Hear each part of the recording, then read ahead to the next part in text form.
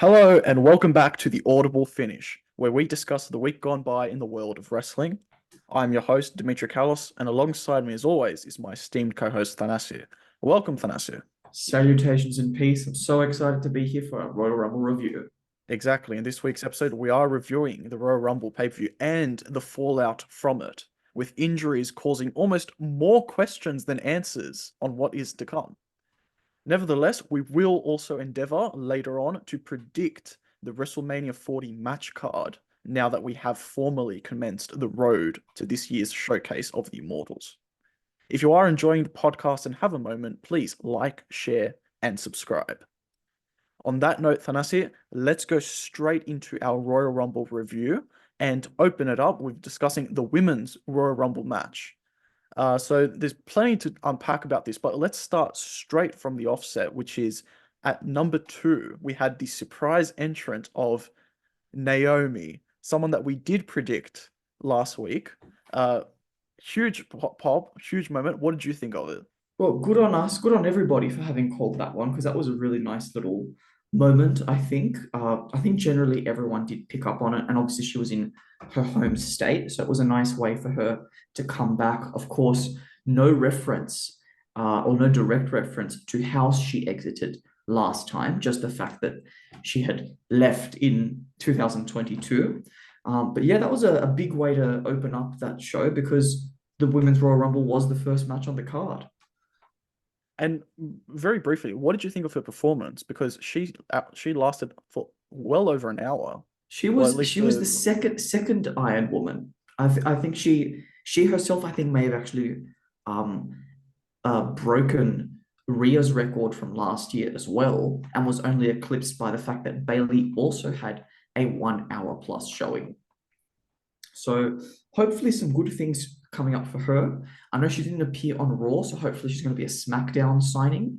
And boy, oh boy, do they need a big women's signing. So this is going to be awesome. that's putting it lightly as well. Well, some other surprise entrants that really like, well, this one's also equally big, and this is someone that Naomi is very well familiar with, having wrestled this person numerous times as Trinity Fatu, and that is the TNA Knockouts champion, Jordan Grace. She showed up, and I'll be honest, I saw reports of it on the day, rumors saying that she was going to be there. I didn't necessarily take it to heart, but my God, this was a big surprise for me. This was actually a bit bigger than Naomi just by the shock value of it being a completely fresh person and a current champion in another company. Yeah, it was freaking awesome. And I mean, Triple H in the post-show press conference, he refused to allude to the Forbidden Door because he thinks it's silly. But how cool is it that we've actually seen this Forbidden Door been opened up? Because it meant that, I guess, in a way, that Naomi opened up the door and someone tailgated her. So it was really, really cool to see Jordan Grace appearing. I'm not going to go so far as to say that this might be a tradition for the reigning, defending, undisputed TNA Knockouts World Champion to be appearing in the Royal Rumble. But it does establish a pretty cool precedent because in recent years, we've had TNA entering the WWE, but also gone south as well to AEW. So this was pretty cool for me. Absolutely, completely agree. And I have to say, I felt like I'm not going to pretend like I was well experienced with Jordan Grace beforehand, but from what she showed, it looks like she's very capable and she has a unique figure. Some might say aided by certain performance enhancers. I'm not going to say that, but she performed very well, regardless of that. And I think she did a good job for herself. And already people are adding to this speculation. Triple H praised her afterwards. I saw recently that Natalia said she would love to wrestle her one day as well. So it feels like she left quite the impression. Certainly did. Other surprises that we had in addition to these two were Liv Morgan's return. This was another one I think that we said could We, happen. we, we did call this one, right? This one was a good call. She got the number 30 spot. Yep. Another one that I called was Roxanne Perez as Yes, an from as an NXT NXT. shadow, and I feel a bit bad that I didn't suggest the other one. I don't remember if you said her name, but there's I also Tiffany called Tiffany Stratton. Stratton as well. Yeah, Yep. So so we actually covered a lot of calls for these surprise. I mean, those last two were more NXT ones. So a little bit less of a crossing the forbidden door or a debut. But likewise, we did call it. However, one that we didn't call, And we and probably that should have. we should have put it down, is Jade Cargill. That was a real beautiful surprise to see her coming in, and obviously, they placed her late as well to make the suspense real. But yeah, so we've seen the main roster debut of Jade Cargill. So this is another excellent showing. I mean, she's also someone that I would like to see on the SmackDown women's roster. I think there's a lot of room for her there. I don't expect, though, that she's going to be appearing anytime soon, just to more like build up a little bit more hype, or just kind of have a couple of promo packages in the vein of Jade Cargill appearing next week or something like that. Yeah, I think she as well, like just to praise her a bit further, I feel like she had a almost star-making debut in the sense that we know that she's not a technical marvel, say like Mercedes Moné, right? But we know that she can be a powerhouse, and I feel like they really did a good job of showing off that aspect of her character and really presenting her like she is this really big, gargantuan potential face, potential monster, depending on what angle they're going for. Well, she eliminated Nia Jax by herself, and the roster did really well during the course of this match to make Nia Jax look strong, because they had those spots that traditionally they use to eliminate the big wrestlers, like the Khali's, the big shows where all of the wrestlers band together. And they tried that as well on Nia Jax, but she was just too powerful to fight them off. So Jade Cargill doing it on her own, very, very impressive. Real big nod to her. All right, well, those cover the surprise entrance in this Rumble match. Before we get to the finish and our thoughts on the eventual winner, Bailey, I just wanted to give a shout out to some spots that I liked, and Thanasi, feel free to comment on these and add in your own after I finish. But I just thought, firstly, we got to credit Kairi Sane for somehow summoning Spider-Man powers to Mm. cling on to the ring apron for dear life with just her hands and her feet, which I just thought was hilarious. And of course, we made that reference ourselves, but obviously we weren't the only ones because the memes immediately came out of putting Kairi Sane's image over Tobey Maguire's Spider-Man when he's up, like, Uh, holding up the train in the Spider-Man 2. I just thought, as a look, that was my favorite spot of the night because there's no other way to interpret that except for that is impressive. Some people remarked that she could have used one of her feet to try and propel herself back in, but I just thought as an image that looked so impressive. well, if I can add to some of these, this is kind of weird, frankly, but there was a bit of a pattern here of um, wrestlers that are kind of like tagged or partners entering in close succession with each other and then being eliminated in close succession with each other as well. So I'll just give like a couple of examples of how this played out. I mean, Candice LeRae and Indy Hartwell came out at positions number 4 and 6, respectively, and they were eliminated, I think, back to back.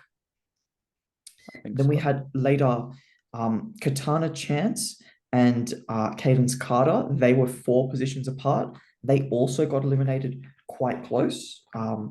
Chelsea Green and Piper Niven entered back to back. Chelsea Green had a bit of a longer showing, but she was involved in Piper Niven's elimination spot. So there was a bit of a connection there. Um, Alba Fire did not come out with her partner. She came out and wrestled solo, so she had a half decent showing. And if I can also allude to this spot, Valhalla having the interaction with R-Truth, Oh, who, as she's making her way down the entrance, and Michael Cole, for some reason, is putting over the fact that she's wearing her horns. I don't know what the hell that was all about, but that was ridiculous. And then R-Truth jogs past her, gives her the weirdest look of like, what the hell's wrong with you? Gets to ringside and then has to be ushered back by Adam Pearce eventually. But then when Valhalla enters the ring, she doesn't last more than like 5 seconds before she gets smacked out of the ring, which I was kind of like, thank goodness, because it was a bit of a disappointing entrance to have at number 24. We were expecting more of a surprise. Um, But yeah, those are some of my highlights from this particular one. Well, So that yeah. let, allow me to add another highlight, which was near the end of the match, like closer to the end of the match, and that was when Tiffany Stratton, to avoid elimination, started holding on from Bianca Belair's hair. Now, that looked Mm. painful as hell. And quite frankly, when I forget who it was, I think it might have been Bailey, gave the final kick to make Bianca fall off and eliminate herself. I felt more relief for her just not having to withstand that pressure Oh anymore, yeah. to be honest. Yeah, yeah, yeah. So that was another impressive moment for me. That's something that really stuck out to me. And I think, to be honest, if we're talking about isolated like moments, like Royal Rumble moments, akin to what Kofi Kingston used to produce year upon year, I feel like the women's match actually had two iconic moments that the men actually probably lacked. Well, that's a good point that you bring up. And before we do get onto that, I will just point out that one of the other lackluster eliminations, I think, was Becky Lynch's, because that one almost came in as she was inadvertently knocked off. She wasn't like in focus, and she just kind of knocked off. And she was, I think, one of the favorites. I would have thought that she'd be like a Final Four competitor in this one. Obviously, this will bleed into the story. I still think she is going to be going up against Rhea, but I was expecting a more prominent elimination for her. And as you say, that was more of a story in the men's rumble. But yeah, shall we discuss the ultimate finish? I think, yeah, it's time. We've dilly-dallied from it, but let's get into it. And so Bailey, not only as the Iron Woman of the match, record time in the women's match, won it at number 3 as well. So she pulled the ultimate Ric Flair in this performance. What did you think of it, and how did you feel about her taking it out? Because obviously you were quite behind her winning this. Oh yeah, like I was certainly thinking that Bailey was going to win. I'm stoked for her because as soon as she came out at number 3, I think you and I both reacted with, yep, pulling a flare basically here. She's going to be the 60-minute woman.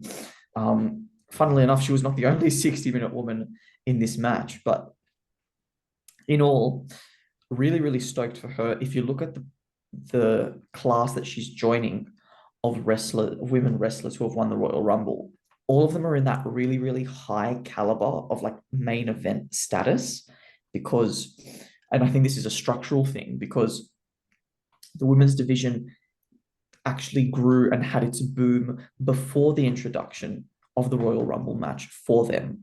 So, in the same way that with the men's side, you use it to elevate a star or to bring someone who's on the cusp of the main event or the world title status up to that main event world title status, the women who already have such a large number of wrestlers who are already there. So, you can't look past them.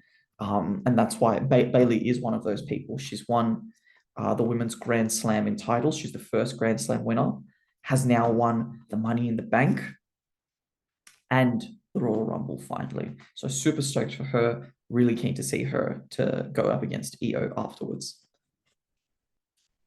All right, well, I can't really add anything onto that. I think it was the right winner, done in a fantastic way. Something that we probably would have hoped for, and to actually get it is quite satisfying. I don't really have anything else to add. I think this was actually, for me, this was my favorite match of the night as well. So well Yeah, done to me. I think I'd agree with you. Actually, this was the highlight of the night.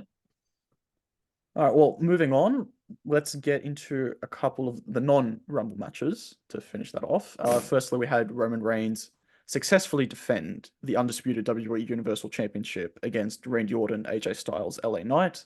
The finish was actually, for me, I thought it was quite a nice sequence incorporating the multi-man format. So Romans threw LA Knight into the ropes, who inadvertently knocked Styles down from his attempted phenomenal forearm. Roman then Superman punches LA Knight and then spears AJ Styles just as he gets back up, and that gives him the win. Uh, Booking decision, I think we knew this was going to happen.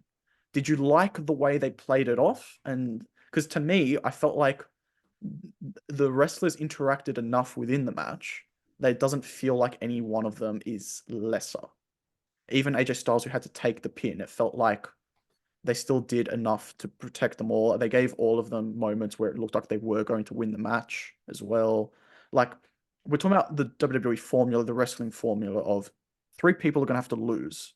So they're just inevitably going to look a little bit weaker than before. But I felt like they did the best they could with the situation. Well, I think one of the ways that we could have made that slightly better is because basically everyone ate a spear, right? It was like spear for you, spear for you, spear for you too. And I think one way that it could have been improved is to use that. I know it's a trope, but it would have been a helpful trope of them hitting each other's finishes in quick succession. And one way that it could have been done would be to have potentially AJ Styles getting ready to hit Randy Orton with a phenomenal forearm, but instead for it to be counted into an RKO. Before he can go to pin AJ, LA Knight comes in to deliver BFT on Randy Orton, looks as if he's going to go for the pin. Before he can do so, he eats a spear, and then we can we see the pinfall. Potentially to actually do it on AJ Styles as well, because sometimes it's a heel thing to hit your finisher on one superstar and then pin another. But it did make Roman look very, very, very strong. And it was an opportunity in a fatal four-way stipulation to kind of throw the other guys a bit of a bone as well. I find it interesting that you had that reading because I didn't have that reading on it at all. I'm not saying that Roman didn't look strong. I mean, it's goddamn Roman Reigns. He always looks strong.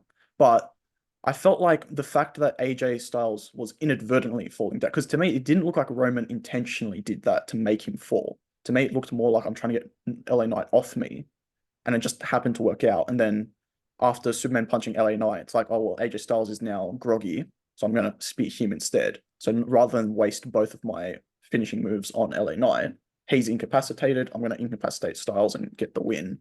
But I get your point that the reason WWE does that in the first place is because it's a nice way of saying all of our finishers keep us down. So I take your point, and hopefully, and we'll get into this a bit later, hopefully this is all leading to Roman eventually losing the title so we can have some fresher opportunities presented. We'll get to that. We certainly will. Okay, well, moving on, let's discuss the United States Championship match now. And this one was frustrating for me, but also I felt like I prefer this to him losing clean. So obviously what we're referring to is Logan Paul won by DQ.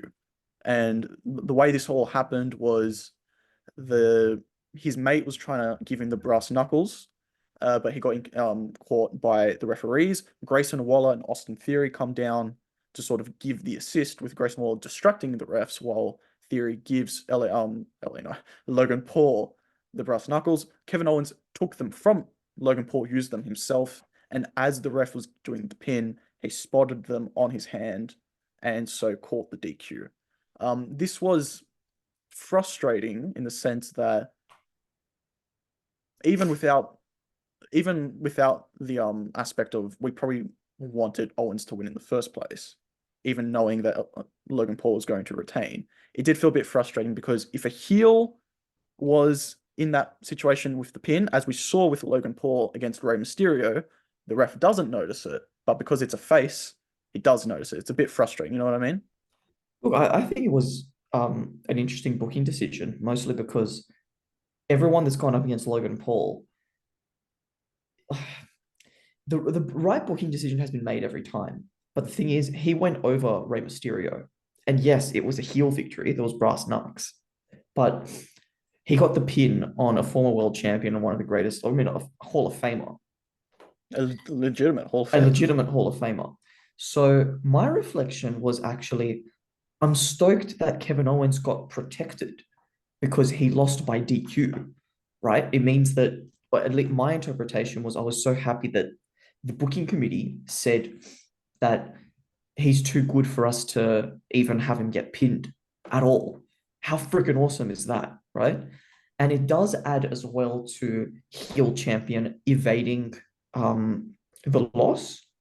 That's good for Logan Paul's character because that's how we want it to feel. We want to feel as if he's cheating his way or as if he's sneaking his way out of title wins so that when he does lose the title to a nice baby face, it's a moment of relief. It's a culmination. It's bringing it to a head.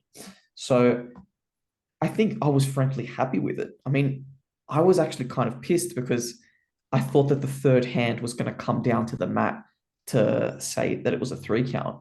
So when the referee pointed at Kevin Owens' fist, I was like, what the hell, man? Because when heels do it, the ref never notices.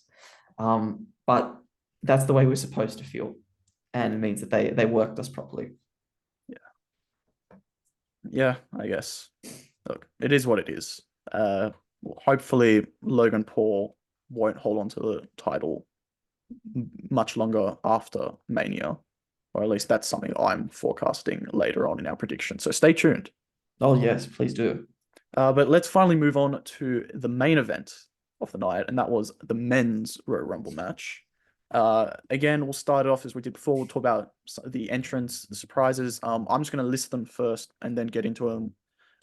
We had right near the start Andrade make his return. This was fantastic, and I'll get into it a little bit more later, but I just want to quickly talk about some of the others. The NXT call-ups for the match, Carmelo Hayes, Bron Breakker, two of the more established guys that probably are ready for the move up. So they did quite well. And Bron Breakker actually came in, sort of went on a tear, got I think 4 eliminations. So it's all like they did a lot for him. There was Omos, didn't really care, but it's always nice to see MVP. Pat McAfee had a shout out as well, an opportunity in, and he sort of just went in and then jumped back out and eliminated himself. I thought, well, that's a waste of a spot. What's the point? But there was another great surprise to end the match. So we started well with Andrade, and then we finished well with the return of Sami Zayn, someone that you predicted, Thanasir. So kudos to you. I predicted Andrade, or at least more so, I wished it into existence from my money. I didn't know if it was going to happen, but I wanted it to. What did you think of the surprise entrances, the surprise entrance for this match? Look, with Andrade, that was a massive moment, right? That was freaking awesome. I think all three of us that we were watching the feed live, The three of us being you, me, and our other brother. and our youngest brother as well, we popped for that. That was freaking awesome. So keen to see him. I think he got signed to Raw, so That's that was correct. a bit. I would have thought that he would be a good fit on SmackDown because of the whole LWO thing. Zelina Vega is there, so you can still promote it as an interpromotional to I have him compete that way. The one thing I like is I feel like he's so good on his own. He doesn't need a Latino faction. That is true, So but a there's no distraction Latina there. a Latina manager was Well, fantastic for him in NXT. I think we'll that we we'll have to see what note they that. do with. We'll see what they do with him. I reckon this might be a temporary Raw, and then into the draft might relocate depending on which stars align. Yeah. Look, with Carmelo Hayes and Bron Breakker, a real nice appearance from both of those guys showing their stuff. I mean, Carmelo has appeared several times on the main roster, so real good to see his appearance on pay-per-view. Bron Breakker, what a freaking tank, man. That was awesome to see his work there. Just came out, busted his ass. That was a fantastic showing from that bloke. Can't wait to see him on the main roster because I think he's going to be great. Omos, McAfee, I don't really want to give any attention to them. Sami Zayn, really, really stoked. Frankly, the St. Petersburg Tampa crowd should have been louder for Sami Zayn. He deserved a much louder pop than he got. To be honest, they probably should have been louder for everything. They were like, I think in general, maybe it's the stadium, but It is the the volume stadium. didn't come through as much as maybe you would have liked. Yeah, that's right. I'll just add on before because I'm happy for you to give your thoughts on the wrestlers' surprises, but I'll just do the inverse of a surprise, which is someone announced who doesn't appear, and that is that all three of Alpha Academy, Chad Gable, Otis, and Akira Tozawa, they had announced on social media that they would be in, but they ended up being replaced by other unannounced wrestlers. I mean, given the set of people that we got, I can't complain about that replacement, frankly. Yeah, and I think, to be honest, this is speculation on my part, but I think WWE does this deliberately to just just to reduce the numbers a bit and then hit the whammy of the surprise. So I think they may have done that, and they may have just said to Alpha Academy, look, it's not your year, maybe next year. But I just want to get into a bit. Look, were there any notable spots for you before the final four? Because I'll be honest, it was a solid match. I was enjoying it, but there was no spot that really stuck out to me before the final four. So is there anything that really stuck out to you?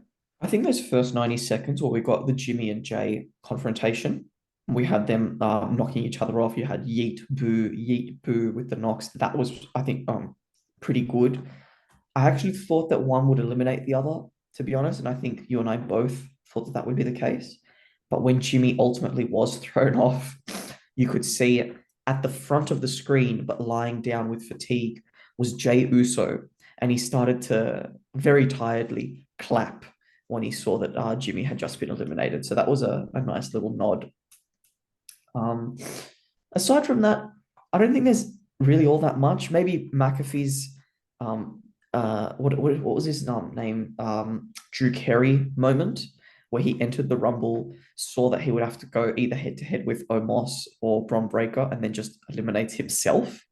That was funny to see. Um, McDonough having a 5 second showing.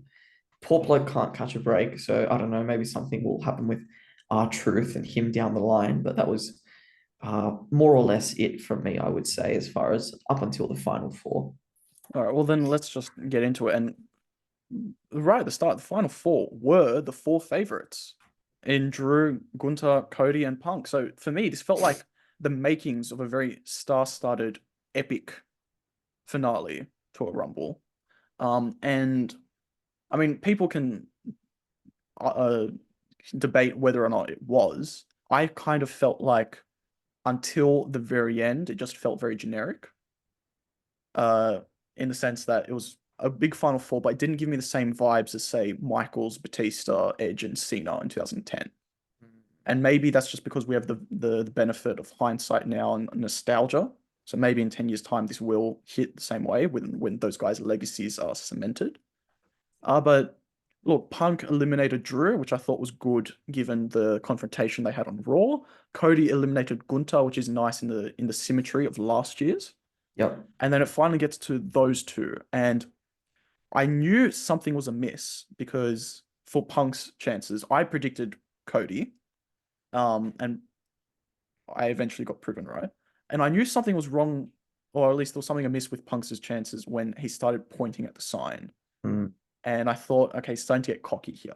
He's starting to think this is a foregone conclusion. And he even added in an ad lib line in the ring that was heard on the recording, on the broadcast. And that was, I didn't come back after 10 years just to lose to Dusty's kid, which I thought was, That was the moment I knew something was up because that's all. It's such a heel trope, right? You yell at the baby face something really, really insulting, get ready to hit your finisher, and then tell us what happens, Dimitri. well, then Cody reversed it as Punk went to eliminate him, used the momentum, and then swung him out, eliminating Punk and getting the win, going back to back. And he's the first person to do it since Stone Cold Steve Austin back in 1997 and 98. And he's only the fourth man to ever do it after Hogan, Michaels, and the aforementioned Stone Cold Steve Austin. It was, I'll be honest, in the moment, I was happy with it because, quite frankly, as long as one of them won, I was content. Little did we know at the time that really it was probably the best option given the circumstances with Punk actually getting injured. We'll get to that. I in the moment thought I actually like this because Punk's now had this issue. It's like his adversity compared to Rollins's adversity with his injury. And it's like Punk's gonna have to fight his way back to face Rollins at Mania, which is what was teased a month ago or whatever it was when they confronted each other on Raw. But I I know that you were a bit mixed on it. I was mixed because I was really, really looking forward to seeing CM Punk just complete that set of massive victories in his WWE career. And my personal feelings are that if this were 2023 and we were expecting Cody to win the Rumble and finish the story, and CM Punk was returning then, I'd feel differently. But I also experience, the diminishing marginal returns. And I say to myself, well, Cody won it last year. So someone winning it for the first time is a lot more special than someone winning it for the second. And it's Um, interesting to say that because I, in anticipation of this Rumble, was trying to look into repeat winners and to see if at any point it ever hit more on the second time. And I think the only name that I could really think that it hit more on the second time they won it was Stone Cold Steve Austin. And that was purely because the first time he won it, he kind of cheated. He was actually mm, eliminated, but the refs didn't spot it and just came back in. So he didn't get that Mania world title match. And it was only 98 that he actually got it. So it was more satisfying. But again, as I explained, that was more satisfying because Austin was at that point beloved by the fans completely.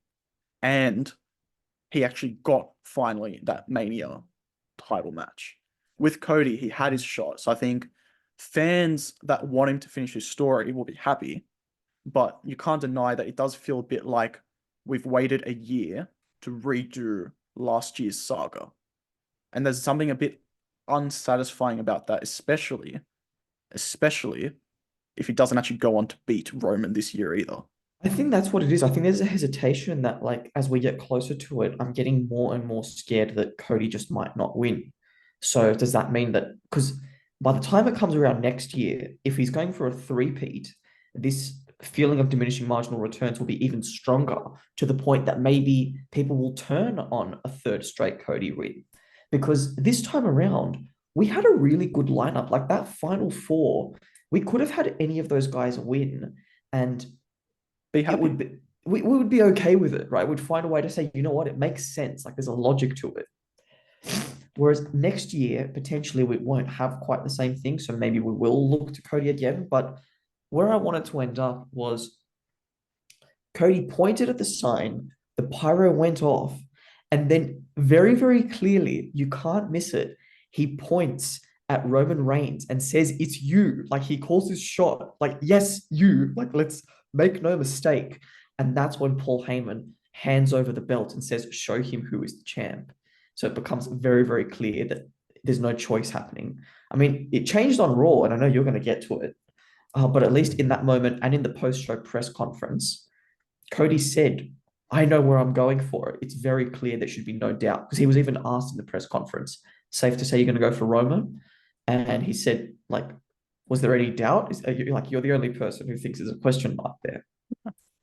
Yeah, and I'll get into it very quickly, but I just want to give a shout out as well. Cody Rhodes won at the number 15. Some people have said there's a nice link there with Randy on SmackDown saying the only number that's going to matter come Saturday for them, Saturday, Sunday for us Australians, is the number 15. For him, he meant 15th World Championship reign. But it's nice that Cody won at 15. And I had a look, I fact checked it myself. In the Royal Rumble specific Royal Rumbles, no other person has ever won at 15. I didn't check the other Rumble matches that have ever existed, but at least in the main timeline Rumble matches, no one's ever won at 15. So Cody, kudos for getting a number and being unique. Breaking new ground. Good on him. But I want to get into Raw, and firstly, I just want to discuss the Punk fallout. So he came out arm in a sling, said that he did indeed tear his right triceps, as was being reported. And he says that, he could have tried to tape it up, tried his best to make it to Mania, but it just isn't in the cards. Says there's always next year. And he even brought up a story. He did a really good babyface promo about talking about what real adversity is. And it was talking about his some people he knows, Chad Gilbert, person who's going through cancer and still every time he sees him is happy, he's a smile despite his illness. He says that he's the best in the world, not because he always wins, that he actually loses more often than not, and he even referenced UFC. But he says that, it's about that belief in yourself, that confidence, and to get back up even despite the adversity. Says this is just a bump in the road. Mania 40 is not in the cards. Mania 41 is the next target. Drew interrupted, said, he can relate to everything he's been saying. His mother died of cancer as well, I believe, so he knows what it's like to be with someone going through that sort of that torture. And then he says, but I want you to know that I prayed for this. I prayed for this injury and it happened. And I thought fantastic. You know what? Yes, when someone's injured and you've got a rising heel in the ranks, go for it. You know what? Crown a bastard. And you know what? Now, I really want to see what Drew's immediate plans are and what he does at Mania. I'm very much interested in it. He even said, I'm going to find a way to get in that world title match at Mania, and I'm going to live CM Punk's dream again of main eventing a Mania. So I thought, fantastic. Punk said, when I come back, I'm coming after you. There's a mini brawl. Drew hit his injured arm, and Sami Zayn actually came to Punk's aid. But I just want to say, I felt like this was an excellent segment, making up for what is essentially a tragedy with what they were hoping to do. Oh yeah, and I think as soon as he came out, that was the moment when I said to myself, okay, at least now I can look back at Cody winning as being okay, because then you'd have to have the winner of the Royal Rumble relinquishing whatever. So that was okay. Does it mean potentially that Punk knew that he had torn his tricep during the match and called an audible? I know it's a conspiracy theory. I know it's a conspiracy theory. Another conspiracy theory might be to say that Punk actually refused to win the Rumble, saying, I'm not going to overshadow someone who's in their prime at the moment, in the same way that was done to me at Royal Rumble 11 years prior. Um, It's possible. so, look, it's possible. It is looking great for us to see potentially someone else take that opportunity. But I was just gutted because I looked at that result and I immediately sent you a message and I said, in quick succession, in like a brief amount of days, I've had CM Punk come out injured. He's not going to be even at WrestleMania, let alone world title, whatever. He didn't win the Royal Rumble the day before that, or 2 days before that. Our team Panathinaikos lost in a derby match to PAOK. Novak Djokovic got eliminated prematurely from the Australian Open. I was really, really gutted to see that Punk's not going to be at WrestleMania. And I'm looking for ways that I can be as excited as I was before. But when you've got the best in the world and then the rug's taken from under your feet, it's really, really shattering. From that, we also had another segment which sort of put a slight spanner in the works of what we felt like was not just an anticipated but expected Mania match. And that was a Cody Rhodes Rollins segment where Cody basically came out and it felt like he was about to say, Roman, I'm coming for you.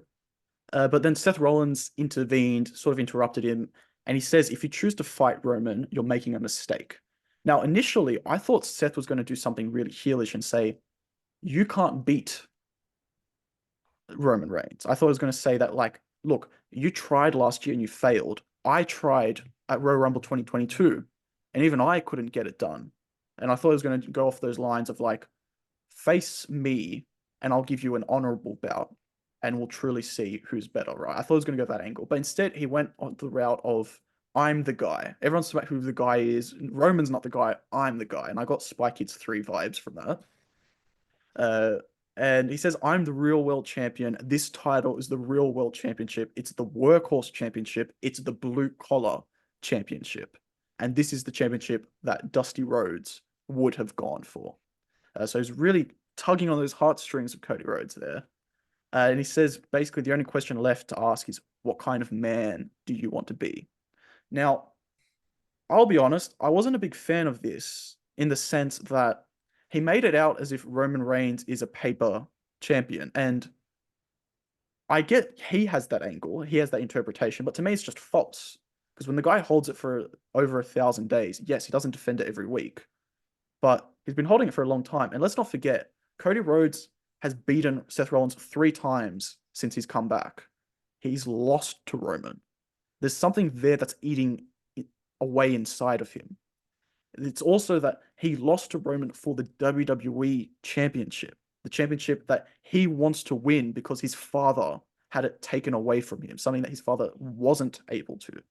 So I feel like, and the other thing as well is Dusty Rhodes and Cody Rhodes have both technically been the world heavyweight champion. So with the NWA title, which is the one that Dusty really made a name for himself competing for, and Cody was able to win it all in. So I really do feel like to complete his arc, it has to be to beat Roman to get the WWE championship. But they made a case. I think this is purely to drag along the speculation of what will actually be the choice made. And at least Seth did a good job in presenting it as if don't just ignore the World Heavyweight Championship. So from that angle, I also appreciate it. It's like, don't just ignore me. This is the Yeah. top shit. If I can actually take you up on that point, I think in circumstances like this, you need to have that kind of thing happening because it's a way to legitimize your second, not secondary, but your second world title. Because it needs to be the kind of situation where even though we know that the Universal or the undisputed WWE Universal Championship is the number one belt, A, because of the history, but B, because Roman had it for so long, we still can't be in a situation where the world title seems to be less than. And one way to do that is to make sure that there's consideration there. I'll give you an example of how that has been approached in the past. You think back to 2003, that was the first year where there was a Royal Rumble winner who had a choice between two titles, right? But the thing is, it wasn't a choice. Brock Lesnar won in 2003. He had to go for his own brand's world title. The way that it actually turned into a choice was the next year, 2004, when Chris Benoit won it, and he chose to go for the World Heavyweight Championship. Then in storyline was actually to spite his GM, Paul Heyman. But how cool does it look when you say, I want to change brands because I want that belt, right? That puts that belt over really, really hard. And that's something that Seth Rollins did so well, saying that this is the workhorse title. This is the one that you defend. I've proven it because he's had it for 6 months and we already look at him as like a massive world champion. Roman Reigns has had it for over 3 years. There's an argument to be made that he's a paper champion, especially in the last year and a half, when he hasn't really been appearing on TV as much, on pay-per-view as much. I was actually thinking that it was going to be really, really close to Seth Rollins saying that this is the descendant strap to the one that Dusty held, because in the past, the World Heavyweight Championship, the 2002 to 2013 one, in documentaries, has been referred to as that descendant of the original world title, whereas the WWE title is like its own lineage, even though that one was a breakaway as well from the NWA title. But the World Heavyweight Championship is seen as that spiritual successor to the Harley Race, to the Lou Thesz, the Dusty Rhodes, the Ric Flair, gone through WCW. And it would have been cool, I think, if they had said that, this one is that same or is in that same stretch. Might have actually made it more of a case for Cody to go for it.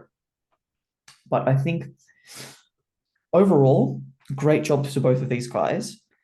The only drawback from this means that it delays the booking of the Elimination Chamber pay-per-view, because it's coming up very soon, right? It's not very far away. So the longer you have to build that up as the number one contendership match, the better. So I think hopefully we can get there soon, but it just means that it gives you and me more time to speculate, right? Absolutely. And you know what? I think it's time. Then I say WrestleMania 40 is only a couple months away, and I felt like it would be appropriate for us to just give our own predictions of where we think the card's going to be, and we can compare it when we're actually right across a couple of days away from it. Once we actually know what we've got ahead of us, we can do a comparison maybe. But let's get into it, and I'll just say right off the bat, I actually found this really hard Oh, okay. with the events, recent events. I just felt like things all of a sudden came a lot harder to predict. And to start off with, I'm going to go big. I'm going to say, what do you think is going to happen with the World Heavyweight Championship match? Because Seth Rollins is probably going to defend it. Who do you have as the challengers? Well, when you say that you found this very hard, I actually the image that I'm getting in my head is the scene from the 1930s Snow White movie, where one of the dwarfs asks Snow White about falling in love, and he says, "Was it hard to do?" And she laughs and says, "No, it was very, very easy." The reason I'm reminded of that is because before Sunday, our time, I would have said putting together this card was super, super easy because I had been doing it just for fun. But now that we've had the injury of CM Punk, as well as the injury of Seth Rollins slightly before them, it made things a lot more complicated. So I'm going to throw out a couple names. One idea is to swap like for like, which is the one that my immediate instinct went to first. And that was, who is an indie star that deserves their main event WrestleMania moment? Sami Zayn. I think you can put in Sami Zayn with a big babyface moment, getting his pop, becoming world champion. It was one of my predictions for 2024. It would have been really, really cool to see that. So he's the first name that I've got. Do you want to throw out one of your names? I've got four. I've got four potential ones. I have Sami two Zayn's mine. names. I have two names, and I've gone all out. I'm predicting a triple threat Oh, okay. This is for the and World Heavyweight for Championship. the World Heavyweight Championship, and I think that it's going to be Sami Zayn, and I think the other name, and I reckon you've got him on your list as well, Drew McIntyre. Mm, And my main reason for this, to be honest, is because I felt like these two both deserve a high spot or like a big moment at Mania. And at one point I was dilly-dallying as to whether or not to have them face each other, but they've wrestled on Raw so many times of late that I just felt like having them on their own at Mania just it wouldn't feel right. So I thought, how do you make what they're doing already bigger? Oh, I know. Add Seth Rollins and add the World Heavyweight Championship. So I've thrown them two in, and that's what I'm predicting. But I would like us to have a joint prediction at the end. So we'll okay. we'll come to an agreement as to what we're going to predict for the card. Also, because it saves me on the editing, so I can just do the one graphic That's instead of have that's to fine. do it All for right. each. Well, the other two names that I've got are, one is Cody Rhodes, Okay. right? So that's Yep. obviously been teased, and that's purely, I would not have put that there if they did not have that segment, right? Yep. On Raw. The other one is Gunter. It Mm. hasn't happened in over 30 years that the IC champion and the world champion go head to head, for a winner takes all, not a unification, a winner takes all. And given the way that Gunter has been going, this would be pretty freaking awesome for him to be anointed as the world champion while also continuing his reign as the IC champion, right? Um, so look, that's my thought on those names. Where do you want to go as far as joint predictions? Well, it's up to you. Like I want to hear your thought because to be honest, I did think about Gunter versus Rollins to winner takes all because I think that would be massive. The only reason I didn't go for it is I felt like it would mean that you're combining two potentially massive matches into one. And then, to be honest, it just made it harder for me to predict other card matches. So I just decided I'll just keep them separate for now. But I would be open to it in practice as long I'd have to see how everything else comes about. But I felt like for the sake of giving us the Intercontinental Championship match to predict as well, let's maybe come to an agreement on the other three names that you picked. Can I be honest with you? Because let's be clear for our listeners. We're not predicting who's going to win any of these. We're No, just no, predicting what the card's going to be. absolutely. And because I am anticipating that if we have this prediction, we have a 2 out of 3 possibility that an indie star wins, that I'm actually going to go with your triple threat option Oh, and okay. say that Drew and Sammy would be a good shout. I actually thought, to be honest, that they would go against each other in a mid-card match.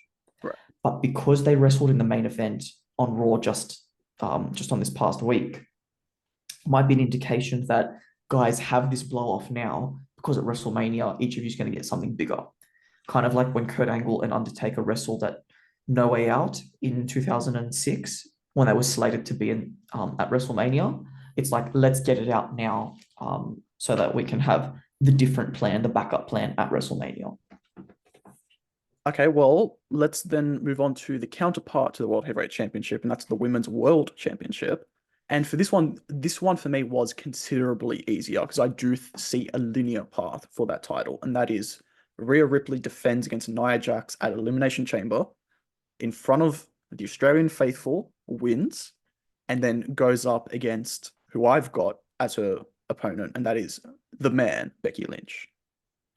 I frankly, like, there's nothing more I can add to that because I was tossing up in my head before a couple days ago, how it would go down at Elimination Chamber, and thinking about, all right, you've got to have maybe Rhea wants to defend it in the chamber, but then it means she has to win, and it makes it a lot more difficult to figure out who is going to become the number one contender the night after.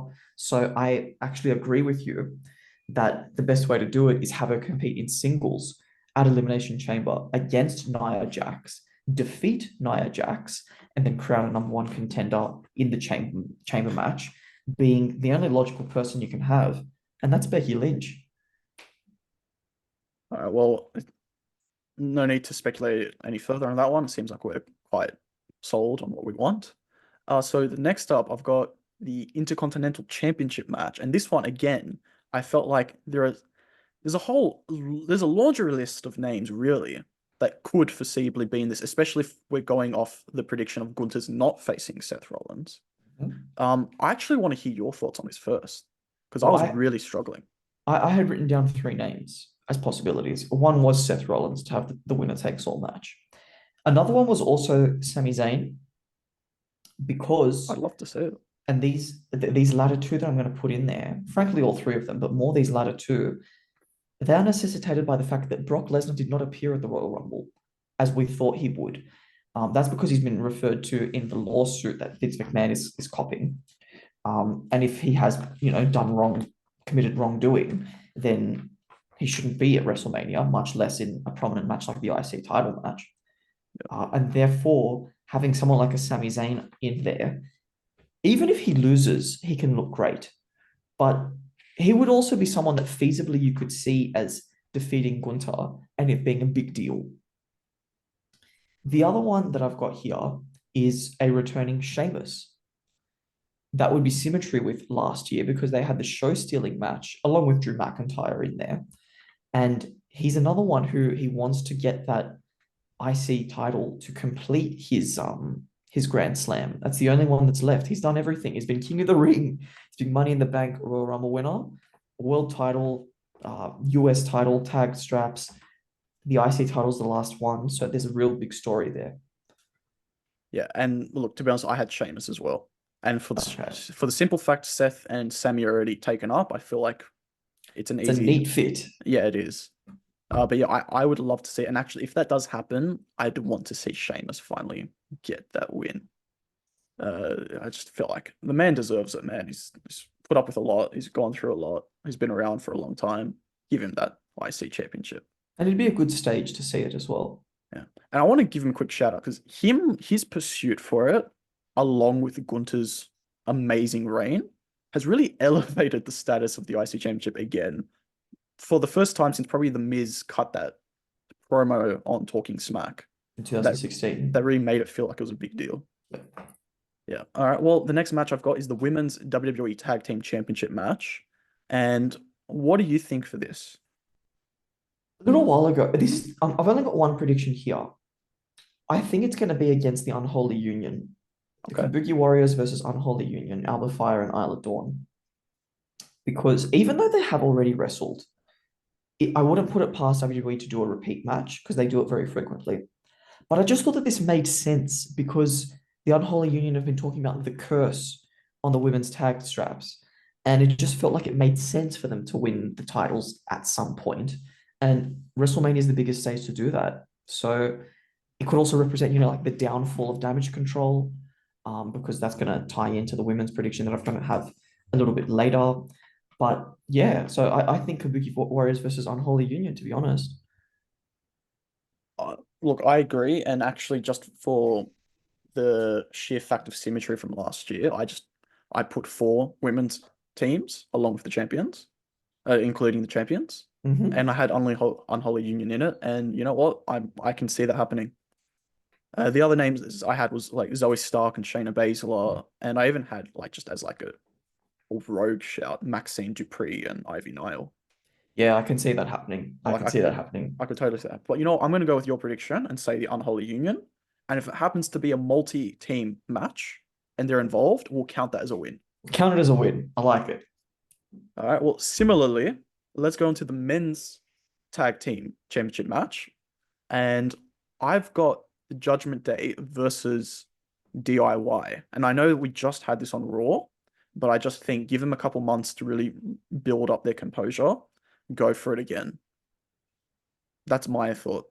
That's one that I've seen around the internet. The one that I was thinking, frankly, that I think they might be building up to as far as a storyline perspective is Awesome Truth. Yeah. I think that with R-Truth being, trying to put himself in the Judgment Day, that him teaming up with his old partner and doing something they couldn't do back then, more than 10 years ago, is to actually get the straps off and be like, like a nice little baby face moment. So that's my prediction, frankly. But I would love to see DIY win. I would love to see them be champions. I'll tell you what, I'll put them both in the graphic, and whichever one works out, we'll count that as a win. Let us know in the comments which one of those you'd rather see. Absolutely. Okay, after that, I've got listed here the US Championship match. And this one, again, a bit harder to predict now after this person's been a legitimate world title contender. But I think it's going to be Logan Paul versus LA Knight. I think so as well. I want that to happen. I'm so keen for that to happen, to be honest. It's just going to be awesome for the guy to finally get his anointment after like a year and a half, right? Yeah. Hopefully. Hopefully. Hopefully. Maybe Logan Paul has some good power to behind the scenes. Yeah. I think I remember on our it was last year, I think, in our unaired pilot of the Audible finish, that we had predicted that LA Knight would not win the SummerSlam Battle Royal because he would get his big moment later on. And I think this is that later on moment that I'm really, really excited for him to get. Okay. Well, speaking of another big moment, the next match we've got is the Women's WWE Championship match. And this one, by the sheer process of elimination on what we predicted with the Women's World title, I think we know what this is going to be. And I think, frankly, this is thematically the most pleasing possibility as well. And that is Io Sky versus her Damage Control stablemate, Bayley. Well, she teased it on Raw when she was very aggressively confronted by Nia Jax. She's like, yeah, I was just going to say, I'm going to make my decision on SmackDown. So that was very heelish. And as soon as she said that, the camera went on Io Sky, who made that face of uncertainty. So that was really good camera work, like really good coordination from everybody on that one, right? It's like we were told in drama when we used to do drama, right? You never stop reacting. You always react to something. So good on Io for having done that. I think I would have liked a little bit more build for this one instead of having it been announced for this immediate SmackDown. Because I think on the other side, Roman and Cody just seems like such a foregone conclusion. And I know I'm spoiling it, but we'll get there. But I would have liked it a little bit more of a stretch here. Nevertheless, Bayley versus Io Sky is the prediction I think we're going to go with. Well, we've already spoiled it, but I mean, like, we knew what was happening after we predicted the World Heavyweight Championship match. So for the WWE Universal Championship, I think it is going to be Roman Reigns versus Cody Rhodes. I think that just is, again, like with the Women's WWE Championship, it's thematically the most pleasing outcome. Those two squaring up against each other again. It is. It is. One thing that I was terrified of is when Seth started to tease this on Raw, that maybe Cody would change over. He would jump ship, take on his or take on for the new belt, the World Heavyweight Championship, leaving the door open for The Rock to go up against Roman at WrestleMania. I was terrified. And there's like this little voice in the back of my head saying it might happen, might happen, might happen. But with The Rock joining the board, I just don't think it makes sense for him to be in a wrestling capacity, at least anytime soon. Those two, when they do wrestle, if they ever do wrestle, just have it be just for like bragging rights. Just have it be a dream match, like when Rock faced Hogan. Wasn't That's actually right. anything on the line, just a big match. A passing of the torch moment is enough. Okay. Well, those are the big titles, Thanasia. But I'm gonna leave the door open now for us to just spitball a couple feud matches. One that I think you've got and I've got is Jay Uso versus Jimmy Uso. I think that's just a really good bout that they should have. Another one I've got is, and you might not have this, but I've got Bianca Belair versus Jade Cargill. I don't have that one, but it's one that I was contemplating putting on my list. And frankly, I think we should put it on. I wasn't sure if they were going to have another women's singles match on the card, but if they're going to have one, this one will be freaking phenomenal, man. They might even save it for like a later pay-per-view potential, just to give it like the spotlight that it deserves as like a marquee match. Yeah. But yeah, the symmetry here, great story. Are there any other, before I get into my suggestions, are there any other matches that you've thought of as like those like feud matches? Oh, I've got several. Okay, go on. So I've got Drew versus Sammy, as I've already mentioned earlier, Okay. which I thought that if these guys are not going to be in it, in the world title match, that they would have had a blow off. I thought that they would go head to head if CM Punk was still in the world title picture. Um, Another one that I've got here, and there were four guys that I was trying to allocate to singles matches, and that was Randy Orton, Shinsuke Nakamura, AJ Styles, and Kevin Owens. The pairing that I've gone with is Randy Orton versus Shinsuke, because I think that one's a bit more fresh and one that we haven't seen before.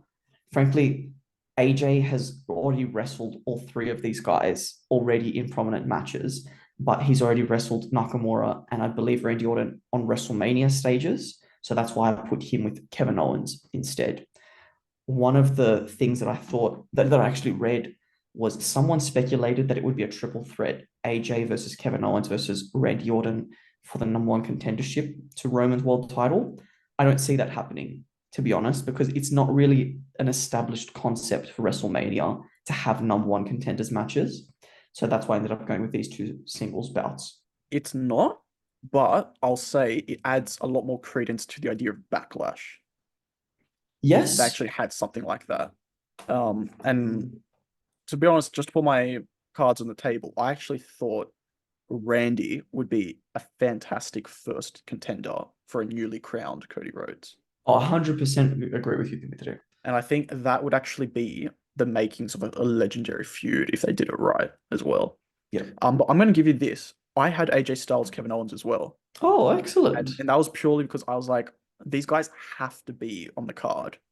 And I just couldn't see anywhere else really to fit them in. And I thought, put them against each other for the same reason you had, which is because I had Randy against Shinsuke or Grayson Waller. It's just an opportunity. For the same reason of just like these guys deserve a spot. Grayson Waller more of like maybe just throw him a bone. Yeah. But yeah, so I've got AJ Styles, Kevin Owens. I'm happy to go with Randy Shinsuke as well. I think those are two fine matches.